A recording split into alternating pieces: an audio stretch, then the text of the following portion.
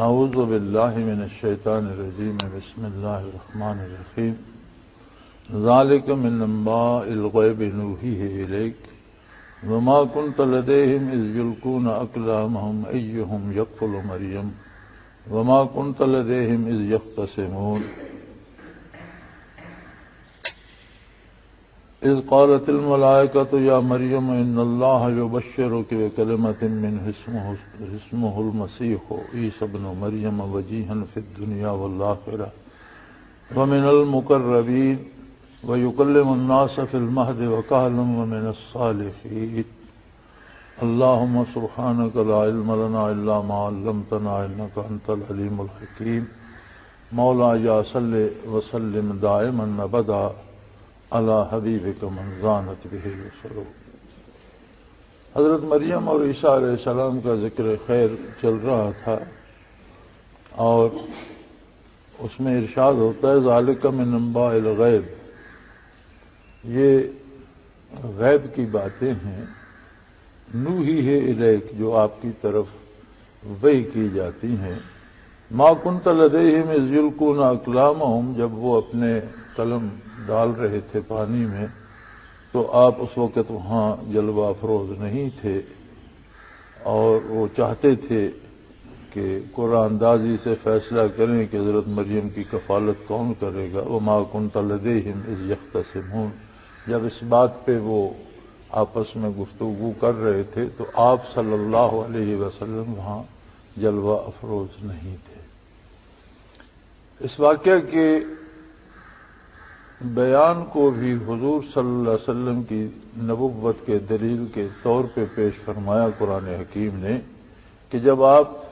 حضرت مریم اور عیسیٰ علیہ السلام کا واقعہ حرف بحرف درست ارشاد فرما رہے ہیں تو یہ تو آپ سے کم و بیش 500 سال پہلے کا واقعہ ہے۔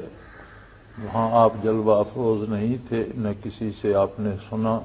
نہ کسی کتاب میں آپ نے پڑھا کہ آپ نے تو مطالعہ نہیں فرمایا، آپ تو امی تھے صلی اللہ علیہ وسلم۔ کسی عالم یا کسی استاد یا کسی مدرسے میں حضور تشریف نہیں لے گئے کہ کہیں سے سنا ہو، کسی واقعات نگار نے آپ سے کوئی بیان نہیں کیا کہ کہیں سے آپ نے سنا ہو یا دیکھا ہو۔ تو اس کا مطلب ہے کہ 500 سال پہلے کا واقعہ جب آپ حرف بحرف صحیح بیان کر رہے ہیں، جو کہ آپ کے لیے اور ان لوگوں کے لیے امور غیب میں سے ہے، گزر چکی ہے بات اور اس کو جاننے کے ذرائع موجود نہیں ہیں۔ غیب کہتے ہیں ما غاب عن الحواس، وہ چیز جو جاننے کے ذرائع ہیں، حواس ہیں، ان سے اوجل ہو، ان سے ورا ہو۔ تو 500 سال واقعہ کو اس تصدیق کے ساتھ کہ یہ حرف حرف سچا ہو بیان کرنا امور غیبیہ میں سے ہے، اور اللہ اپنے انبیاء کو امور غیبیہ پر بذریعہ وحی مطلع فرماتا ہے۔ ہر نبی اپنی ساری تعلیمات براہ راست رب العالمین سے حاصل کرتا ہے، اور یہ بھی نبوت کا بہت بڑا معجزہ ہوتا ہے کہ کوئی بھی اللہ کا نبی دنیا میں کسی کا شاگرد نہیں ہوتا، کسی سے تعلیم حاصل نہیں کرتا، کسی سے معلومات کا ذخیرہ حاصل نہیں کرتا، بلکہ نبی کی ساری تعلیمات اللہ کریم کی طرف سے ہوتی ہیں، اور اللہ کے خاص بندوں کو باتباع نبوت یہ نعمت نصیب ہوتی ہے کہ انہیں علم لدنی عطا ہوتا ہے اور براہ راست اللہ کریم سے علوم کے خزانے پاتے ہیں، اور بہت کم ایسے لوگ ہوتے ہیں۔ امت میں جو لوگ ایسے ہوتے ہیں انہیں جو یہ نعمت ملتی ہے اسے کرامت کہا جائے گا، اور ولی کی کرامت باتباع نبی ہوتی ہے، نبی کی وساطت سے ہوتی ہے، نبی کے اتباع اور غلامی سے ملتی ہے۔ اسی لیے نبی کے فعل کو معجزہ کہا جاتا ہے، فعل اللہ کا ہوتا ہے، صادر نبی کے ہاتھ پہ ہوتا ہے، اور معجزہ اس لیے کہا جاتا ہے کہ وہ انسانی عقل کو عاجز کر دیتا ہے، عقل اس کی لم یا وجہ یا سبب دریافت نہیں کر سکتی، اس لیے اسے معجزہ کہا جاتا ہے۔ اور وہی معجزہ اگر ولی کے ہاتھ پہ صادر ہو تو ولی کی نسبت سے وہ کرامت کہلائے گا. کام ویسا ہی ہوتا ہے لیکن فعل اللہ کا ہوتا ہے، صادق ولی کے ہاتھ پہ ہوتا ہے. اور معجزے اور کرامت کا کے صدور کا ایک معاملہ یاد رکھیں. نبی کی نبوت کے دلائل یا معجزات کس لیے ہوتے ہیں؟ نبی کی نبوت کو ثابت کرنے کے لیے، حق کو ثابت کرنے کے لیے اور باطل کو شکست دینے کے لیے. اسی طرح ولی کی کرامت جو ہوتی ہے وہ احقاق حق کے لیے ہوتی ہے. شعبدے میں اور کرامت میں یہی فرق ہے کہ ایک مداری کتنے شعبدے دکھاتا ہے اسے ہم کرامت نہیں کہتے، اس لیے کہ وہ حصول رزق کے لیے شعبدہ بازی کرتا ہے، ایک فن سیکھتا ہے، لوگوں کی سمجھ میں نہیں آتا اور وہ کوئی عجیب و غریب کام کر کے دکھا دیتا ہے، لیکن اس سارے کام سے مراد حصول رزق ہوتا ہے، پیسے جمع کرنا ہوتا ہے، اس کی روزی کا سبب ہے. کرامت وہ ہوتی ہے کہ جہاں لوگوں کو دینی مشکلات ہیں یا کفر اور اسلام کا مقابلہ ہے یا لوگوں کے گمراہ ہونے کا خطرہ ہے اور کوئی بندہ ان کی گمراہی سے بچنے کا سبب بن جاتا ہے، اللہ اس کے ہاتھ سے کوئی ایسے افعال صادر کراتا ہے کہ لوگ اس کی طرف متوجہ ہوتے ہیں اور اس کی وجہ سے ان کا دین بچ جاتا ہے، دین پہ واپس آ جاتے ہیں. تو دین پر لوگ سب سے بڑی کرامت ولی کی یہ ہوتی ہے کہ اس کے طفیل لوگ گمراہی سے بچ جاتے. ہمارے ہاں مصیبت یہ ہے کہ جن لوگوں نے اہل اللہ کے واقعات قلم بند کیے ہیں اور یا اللہ کی حکایات لکھی ہیں یا تاریخ لکھی ہے، وہ خود اس فن سے اور تصوف سے اور کرامت اور شعبدے کے فرق سے اس سے نابلد تھے، جانتے نہیں تھے. تو ایسے امور جنہیں ولی اللہ اچھا بھی نہیں سمجھتے تھے اسے انہوں نے کرامت کے شمار میں لکھا ہے، اور جو ان کی کرامات تھیں انہیں لوگ سمجھ ہی نہیں پائے. تو نبی کا یہ معجزہ ہوتا ہے کہ نبی علوم براہ راست رب جلیل سے حاصل کرتا ہے، جیسے یہاں ارشاد فرمایا جا رہا ہے کہ اے میرے حبیب یہ امور غیبیاں ہیں، یہ غیب کی باتیں ہیں جو آپ کو بذریعہ وحی سکھائی جا رہی ہیں. آپ اس وقت موجود نہیں تھے جب یہ لوگ قرآن اندازی کر رہے تھے، جب مریم علیہ السلام کا آیا واقعہ اور ان کی کفالت کا، تو حضرت زکریا علیہ السلام نے فرمایا کہ میں ان کی کفالت کروں گا، اور حضرت زکریا کے گھر ان کی خالہ بھی تھی، لیکن چونکہ وہ اللہ کے لیے وقف کر دی گئی تھیں اور ہر شخص کی خواہش تھی کہ یہ سعادت مجھے ملے اور میں ان کی خدمت کروں، تو سب نے عرض کی کہ حضرت آپ یہ نہ کریں، اب یہ رشتوں والی بات تو نہیں کہ آپ کی اہلیہ کی بھانجی ہے، یہ تو اللہ کی مہمان ہے اور جسے اللہ سعادت دے. تو اس پر ان لوگوں نے قرآن اندازی کی اور انہوں نے اپنے قلم ڈالے پانی میں، دریا میں، اور قرآ یہ تھا کہ جس کا قلم ڈوبے بھی نہیں اور جدھر سے پانی آ رہا ہے ادھر کو تیرے تو وہ کفالت کرے گا حضرت مریم کی. قرآن اندازی اب بھی بہت عام ہے. شریعت اسلامیہ میں قرآن اندازی کا جواز بھی ہے اور قرآن اندازی حرام بھی ہے. دو صورتیں ہیں قرآن اندازی کی. ایک صورت یہ ہے جو روزمرہ ہم دیکھتے ہیں، ٹیلی فون والے قرآن اندازی کر رہے ہیں، اب کسی اور چیز کے بیچنے والے، گاڑیاں بیچنے والے قرآن اندازی کر رہے ہیں. وہ قرآن اندازی یہ ہوتی ہے کہ بہت سے لوگ اس میں اپنا پیسہ لگاتے ہیں. جب قرآن اندازی ہوتی ہے تو کسی ایک کو کار مل جاتی ہے اور باقی خالی رہ جاتے ہیں. تو یہ حرام ہے اور یہ جوا ہے. حلال قرآن اندازی وہ ہے جیسے دو بھائی ہیں، ان کے کھیت مشترک ہیں، اب انہوں نے دو حصے بنا دیے برابر برابر،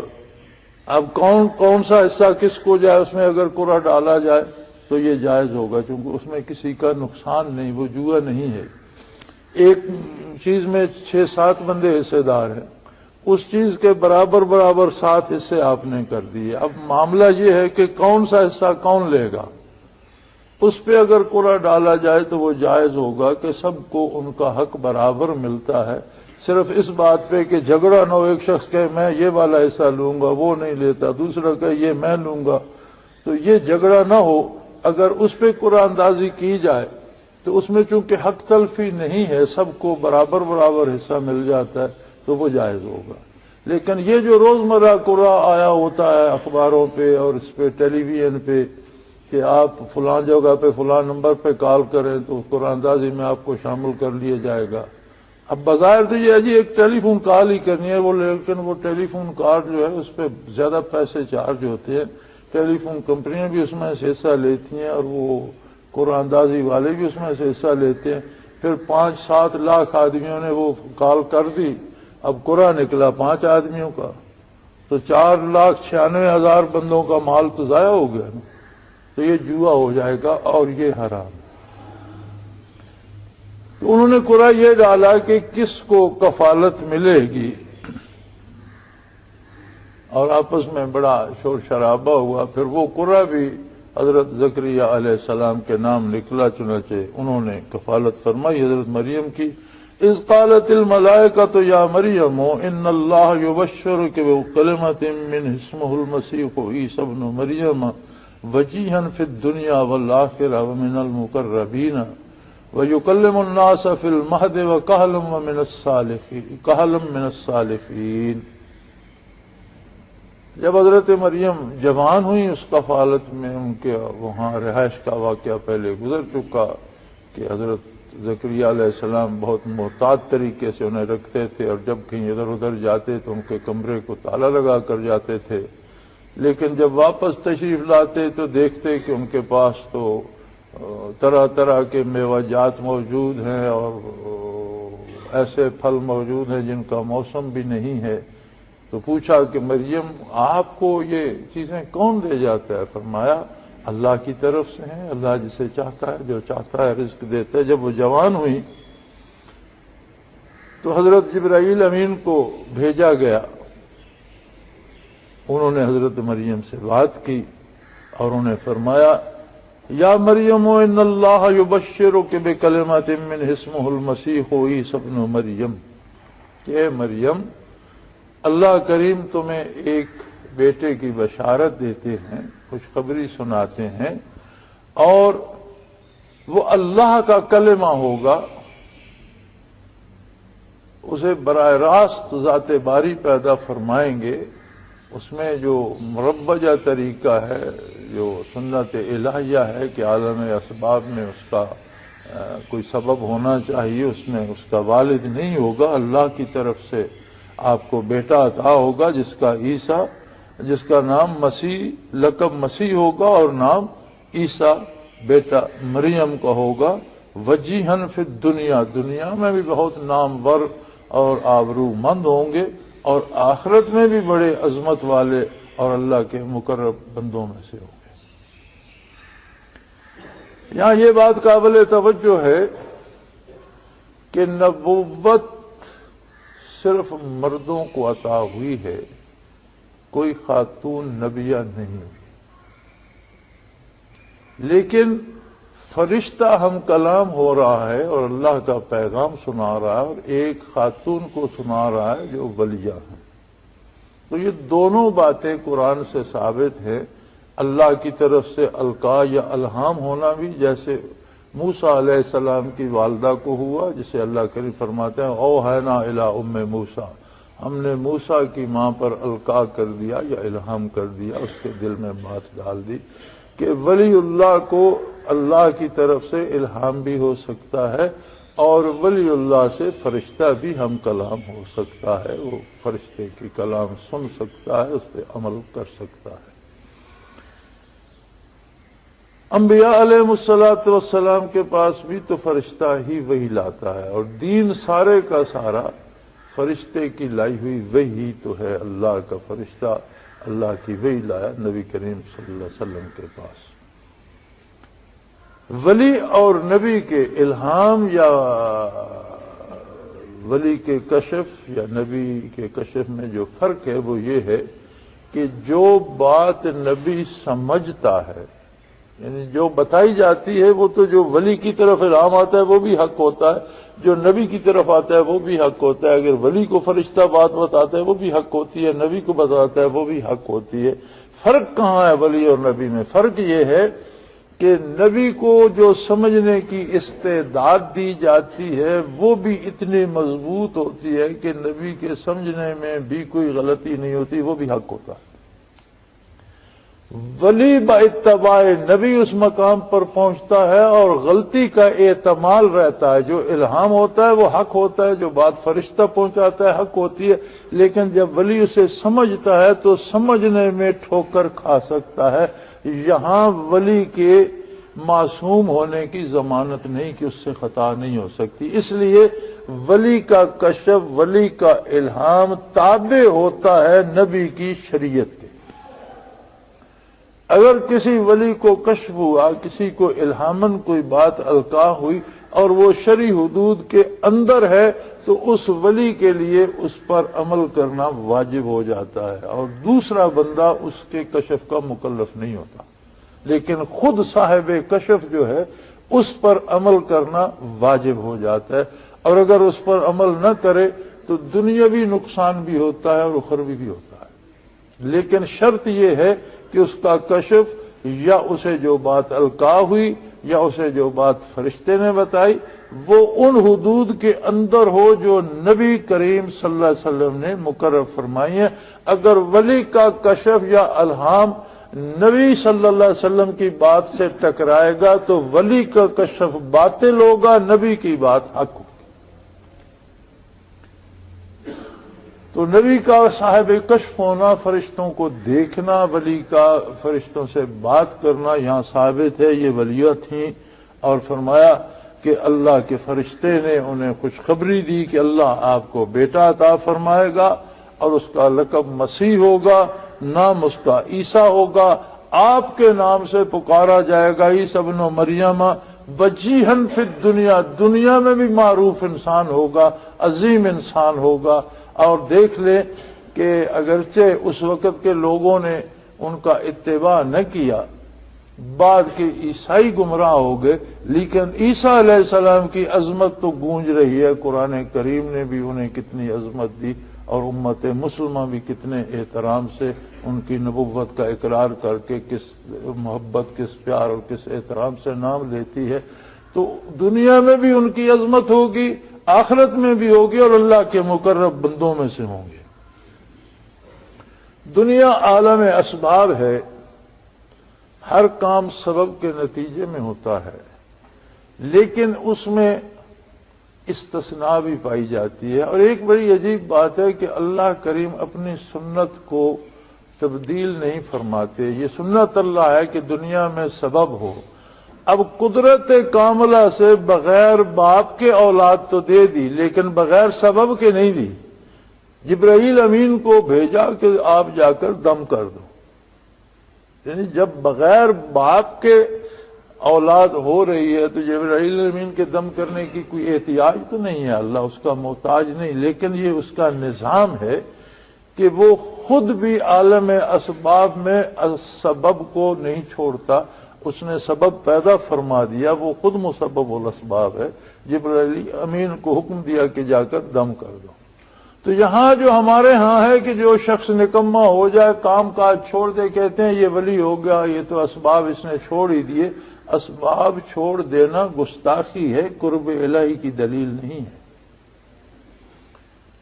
دنیا کو عالم اسباب اللہ نے بنایا ہے، اور جو جتنا مقرب ہوتا ہے وہ اتنا اطاعت گزار ہوتا ہے، اور اطاعت کا مطلب یہ ہے کہ وہ اتنی محنت دوسروں کی نسبت زیادہ کرتا ہے، زیادہ خلوص سے کرتا ہے، جائز اور حلال وسائل اور جائز اسباب اختیار کرتا ہے، اور اسباب چھوڑ کر بیٹھ رہنے والا یا پاگل ہوتا ہے، اگر اس کا دماغ کام نہیں کرتا، پاگل ہے تو مرفوع القلم ہے، اور جان بوجھ کر کرتا ہے تو یہ ترک سبب بھی ایک سبب ہوتا ہے لوگوں کو دھوکہ دینے کا۔ وہ جی بڑا بزرگ ہے، وہ کوئی کام نہیں کرتا تو بس وہ اللہ اسے روزی اللہ کب دیتا ہے؟ لوگ بے وقوف ہوتے ہیں، بیچارے سمجھتے ہیں کہ یہ بڑا بزرگ بیٹھا ہے، وہ آ کے اس محنت کرتا تو شاید 50 روپے یا 100 روپے دیہڑی کماتا، بیٹھ کر 5,000 10,000 کما لیتا ہے، لوگ آ کے شرینیاں دے جاتے ہیں۔ تو کب سبب چھوڑا اس نے تو ایک مکر کیا کہ ترک سبب کوئی سبب بنا لیا۔ تو ولایت عدم اطاعت کا نام نہیں ہے، ولایت کمال اطاعت کا نام ہے کہ دوسروں کی نسبت زیادہ مطیع ہوتا ہے۔ تو ترک سبب تو خود اللہ کریم نے پسند نہیں فرمایا، ہاں یہاں استثناء ضرور رکھا، اور دنیا کے ہر امر میں استثناء موجود ہے۔ میں نے ایک دفعہ مستثنیات کو جمع کرنے کی کوشش بھی کی تھی، اور میں نے بہت سے جمع کیے تھے، کہیں لائبریری میں پڑھے ہوں گے۔ ہر شعبے زندگی میں استثناء تخلیق تک میں موجود ہے۔ یہی دیکھ لیں کہ باپ اور ماں سے اولاد پیدا ہوتی ہے، آدم علیہ السلام کی نہ ماں ہے نہ باپ ہے۔ خاتون سے بندہ پیدا ہوتا ہے، اماں حوا کو آدم علیہ السلام کی پسلی سے پیدا فرما دیا۔ یہ مشیت باری ہے نا، اور اسباب کے خلاف قدرت باری ہے، ایک طریقے کے خلاف کہ اللہ مجبور نہیں ہے کسی طرح کرے۔ مستثنیات اس لیے ہوتے ہیں کہ قدرت باری ثابت ہو جائے کہ اللہ اس کے بغیر بھی کر سکتا ہے، وہ مجبور نہیں ہے، یہ اس نے اپنی پسند سے ایک طریقہ کار بنا دیا، اسباب اس نے بنا دیے۔ اسی طرح عیسیٰ علیہ السلام کے پاس والدہ تو ہے، والد نہیں ہے، قدرت کاملہ ہے اللہ کی۔ اور بھی دنیا میں بے شمار چیزیں ہیں جنہیں ہم دیکھتے ہیں تو پتہ چلتا ہے کہ آپ دیکھیں کہ کسی جانور کے ناک میں آپ پانی ڈالیں تو وہ بلبلا اٹھے گا، انسان کے ناک میں ڈال دیں تو وہ بلبلا اٹھے گا، مرنے لگے گا، لیکن ہاتھی پانی پینے کے لیے پہلے سارا پانی ناک میں بھرتا ہے اور پھر منہ میں اڈیلتا ہے۔ استثناء ہے نا کہ ہاتھی کے علاوہ کسی جانور کے ناک میں پانی ڈال کے دیکھے وہ تڑپ اٹھے گا۔ اس طرح سے بہت سی چیزیں ملتی ہیں۔ تمام جانوروں کے دو پھیپھڑے ہوتے ہیں زیرو کے، کوئی جانور کوئی پرندہ کوئی کسی کا پیٹ چاک کرے۔ اژدہا کا ایک پھیپھڑا ہوتا ہے، حالانکہ کتنا بڑا ہوتا ہے، سالم آدمی کو نگل جاتا ہے، لیکن اس کا پھیپھڑا ایک ہوتا ہے۔ بہت سے اس طرح کے استثناء پائے جاتے ہیں۔ یہ استثناء اس لیے ہے کہ اظہار قدرت بھی ہوتا رہے کہ اللہ قادر ہے، ضروری نہیں ہے کہ اسی طرح سے ہو۔ ماں اور باپ سے نسل چلتی ہے، لیکن دنیا میں خچر ایک ایسا جانور پایا جاتا ہے جس کی ماں بھی بانج ہوتی ہے، جس کا باپ بھی بانج ہوتا ہے۔ خچر نر بھی بانج ہوتا ہے، خچر مادہ بھی بانج ہوتی ہے، لیکن اللہ نے اس کی نسل قائم رکھی ہے، خچر کی نسل قائم ہے۔ مادہ خچر بچہ نہیں دیتی، نر خچہ میں مادہ تولید نہیں ہوتا، اس سے بچہ نہیں ہو سکتا۔ نہ نر میں مادہ تولید ہے، نہ مادہ میں وہ ہے بچہ دینے کی ہمت، لیکن نسل باقی ہے اور چل رہی ہے۔ تو یہ اس کی قدرت کاملہ ہے، اور اس میں استثناء جگہ جگہ پائے جاتے ہیں۔ یہاں بھی یہ استثناء ہے کہ حضرت مریم کو بیٹا عطا فرمایا، اور محض اپنی قدرت کاملہ سے عطا فرمایا، اور نام بھی تجویز فرما دیا، لقب بھی تجویز فرما دیا۔ واقعہ خوش نصیب ہستی تھی۔ اور اگر دیکھا جائے تو حضور اکرم صلی اللہ علیہ وسلم کی ساری امت اور بندے مسلمان اگر اپنے آپ کو پہچانے تو ہر مسلمان اتنا اہم ہے، اتنا عظیم ہے کہ اس کی زندگی کا پورا ٹائم ٹیبل اللہ مرتب فرماتا ہے۔ اس سے بڑی بندے کی عظمت کیا ہوگی کہ تجھے کب سونا ہے، کب جاگنا ہے، تجھے کیا کہنا ہے، کیا نہیں کہنا، تجھے کس طرح کا کام کرنا ہے، کس طرح کا نہیں کرنا، تجھے کہاں جانا ہے، کہاں نہیں جانا، تجھے کس طرح عبادت کرنی ہے، کس وقت کرنی ہے، کس صورت سے کرنی ہے، تجھے کیا کھانا ہے، کیا نہیں کھانا چاہیے، تجھے کس طرح کمانا ہے، کس طرح، یعنی ایک تیرے بچوں کے ساتھ تعلقات کیسے ہونے چاہیے، تیرے بزرگوں کے ساتھ تعلقات کیسے ہونے چاہیے، تیرے عام مخلوق کے ساتھ تعلقات کیسے ہونے چاہیے، تو کس طرح گھر بنا سکتا ہے، کس طرح نہیں کس کے ساتھ صلح کس طرح ہونی چاہیے، کن شرائط پہ ہونی چاہیے، جنگ کس طرح ہونی چاہیے، کس کے ساتھ تو لڑ سکتا ہے، پیدا ہونے سے مرنے تک کے زندگی کا سارا پروگرام بندے مسلم کا رب جلیل بناتا ہے۔ تو بتاؤ اس سے بڑی اہم بات کیا ہو؟ لیکن جب عقل پلٹتی ہے تو یہ ہوتا ہے کہ آج ہم سمجھتے ہیں کہ اسلام نے تو یہ ہماری کوئی حیثیت ہی نہیں رکھا، ہماری آزادی سلب کر، ہم اپنی مرضی سے کر ہی کچھ نہیں سکتے، لگی بندی زندگی ہے، اس طرح جیو۔ اب یہ سمجھنے کی بات ہے نا کہ ایک اسی کو قید سمجھتا ہے کہ یہ کیا مسلمانی ہوئی بھی کلمہ کیا پڑھ لیا، ہمارے پلے تو کچھ بھی نہیں رہا، کوئی فیصلہ ہم کر ہی نہیں سکتے، سارے فیصلے طے شدہ ہی ہمیں ملتے ہیں اور ایک بنایا ٹائم ٹیبل ہے، اس پہ چلنے پہ مجبور ہیں۔ لیکن یہ غلط فکر ہے۔ صحیح فکر یہ ہے کہ ایک مسلمان اتنی اہمیت کا حامل ہے کہ اس کے ایک ایک کام کا ٹائم ٹیبل اللہ کریم بنا رہے ہیں کہ میرے بندے کو کوئی دکھ نہ ہو، کوئی تکلیف نہ ہو،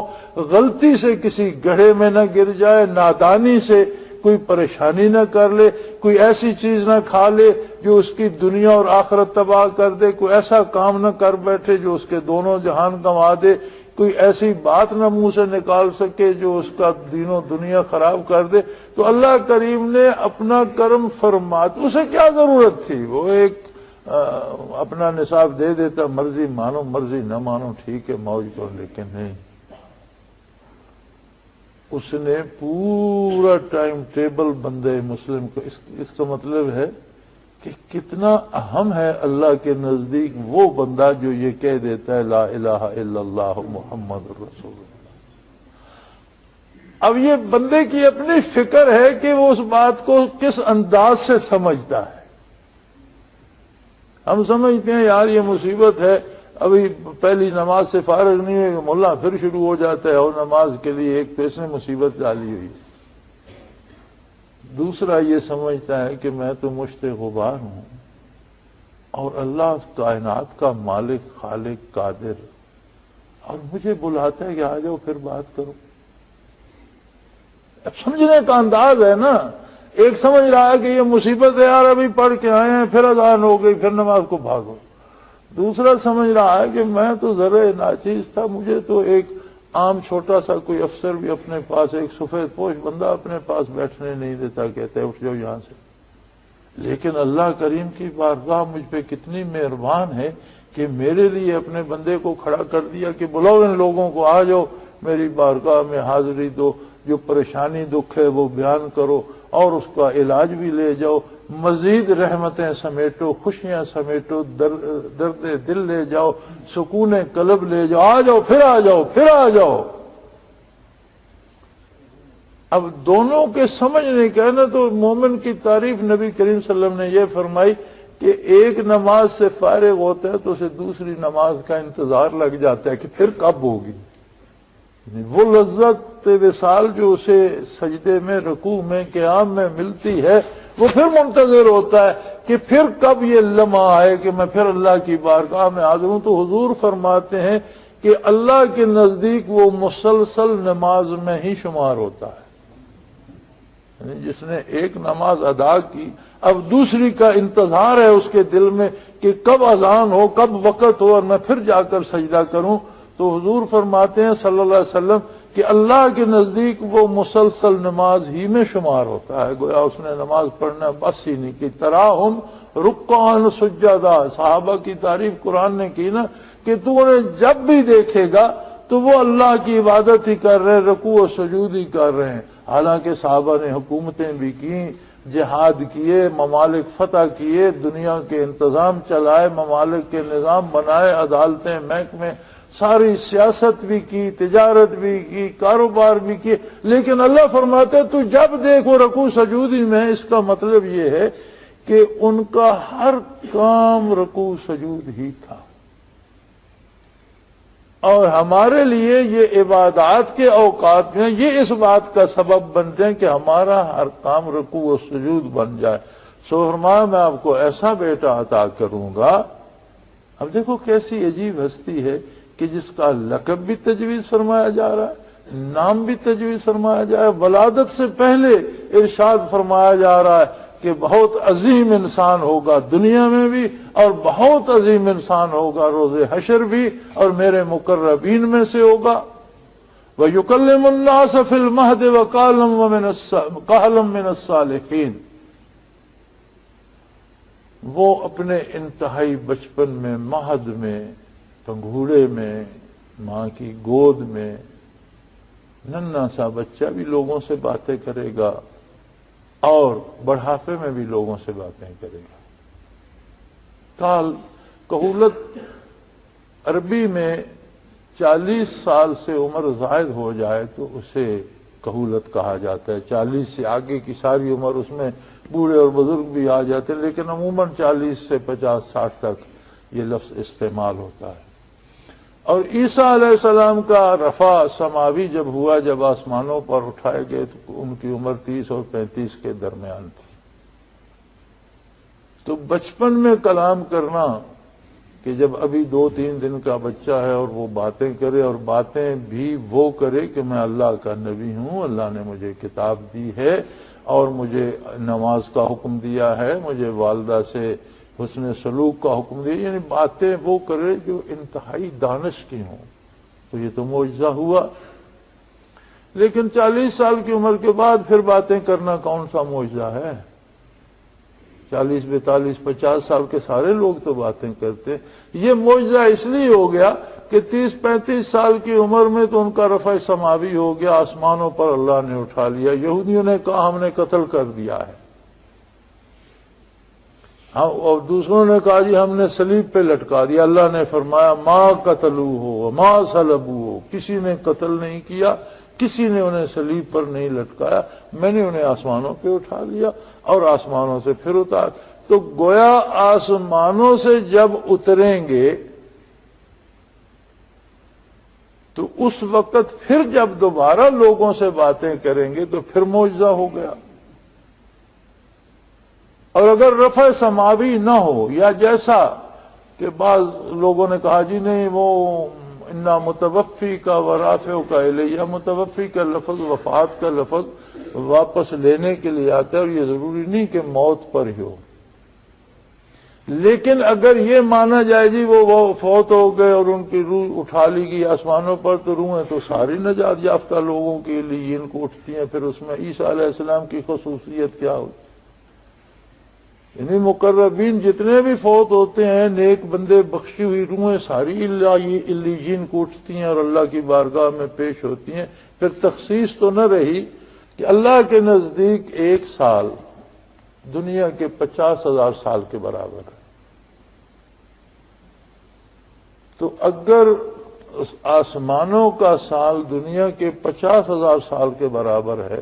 تو عیسیٰ علیہ السلام کے رفع سماوی کو تو 2000 سال ہوئے ہیں نا۔ تو ایک دن 50,000، اس کا مطلب ہے وہاں تو پہنچے انہیں کو 1.5-2 گھنٹے 4 گھنٹے گزرے ہوں گے۔ تو عمر طویل میں تو کوئی فرق نہیں پڑے گا نا، جب نزول ہوگا تو وہی جوانی ہوگی۔ اگر ہزاروں 50,000 سال یا 2 لاکھ سال 5 لاکھ سال گزر جائیں تو 4-5 دن گزر جائیں گے۔ اس لیے نبی کریم صلی اللہ علیہ وسلم نے فرمایا کہ جب آپ کا نزول ہوگا تو وہی شباب ہوگا، وہی جوانی ہوگی، دنیا پہ قیام فرمائیں گے۔ نبی کریم صلی اللہ علیہ وسلم نے فرمایا شادی کریں گے، اولاد ہوگی، فوت ہوں گے، اور یہ بھی فرمایا کہ میرے روضہ اطہر میں دفن ہوں گے۔ اور یہ بھی ایک حدیث میں ارشاد ہے کہ ابو بکر و عمر قیامت کو میرے اور عیسیٰ علیہ السلام کے درمیان اٹھیں گے۔ جب قیامت کو لوگ اٹھیں گے تو میں اور عیسیٰ علیہ السلام دونوں طرف ہوں گے، درمیان میں ابو بکر صدیق ہوں گے۔ تو اسی طرح حضور نبی کریم صلی اللہ علیہ وسلم کی قبر اطہر ہے، پھر ابو بکر صدیق رضی اللہ عنہ کی، پھر عمر فاروق رضی اللہ عنہ کی، اور چوتھی قبر کی جگہ ابھی خالی ہے، 14 صدیاں گزر گئیں۔ اور اس کے بعد حضور کے بڑے مقربین اور آپ کے خاندان کے لوگ بھی دنیا سے، حضرت حسن رضی اللہ تعالی عنہ جیسی محبوب ہستیاں مدینہ منورہ میں دفن ہوئی، لیکن جنت البقیع میں دفن ہے۔ حضرت عثمان رضی اللہ عنہ ذی النورین دفن ہوئے،